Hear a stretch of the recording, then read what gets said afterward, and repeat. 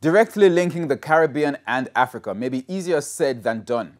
Rwandan President Paul Kagame says the work begins now as he left the country following his 3-day state visit.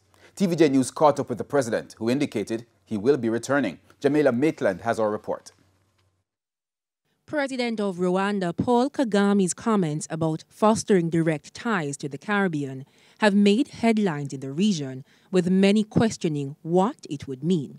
At Friday's Think Jamaica 2022 forum, Mr. Kagame indicated that work has begun, and it starts with Jamaica and the commitment from both governments to create opportunities to deepen the relationship. We have to deal with visa issues and make sure that we create waivers, and so that we really encourage this connection, knowing that we have interest in one another, we can benefit one another. There is a lot we can do, whether it is trade or different things.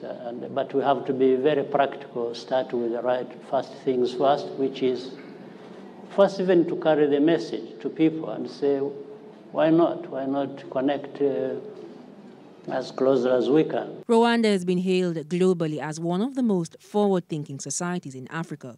But according to Mr. Kagame, it took years of reform. Technology has been a driving force for the country's economic growth. This year, the country will start manufacturing COVID-19 vaccines.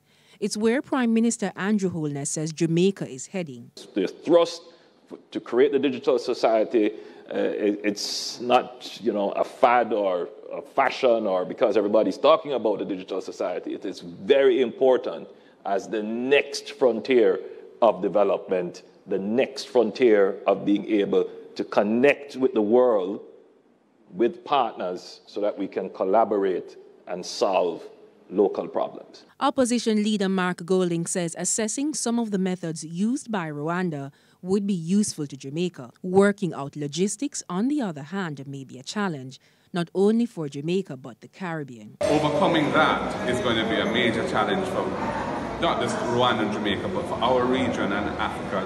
And fortunately, there's a commitment to deepening the cooperation and relationship between those two, that continent and our region. And I'm sure that over time, when we're focused on it, we'll find ways of achieving greater physical connectivity. News media were not given the opportunity to pose any questions, but TVJ News caught up with the East African leader who signaled that he will be returning to Jamaica. Are there any more planned visits for Jamaica soon?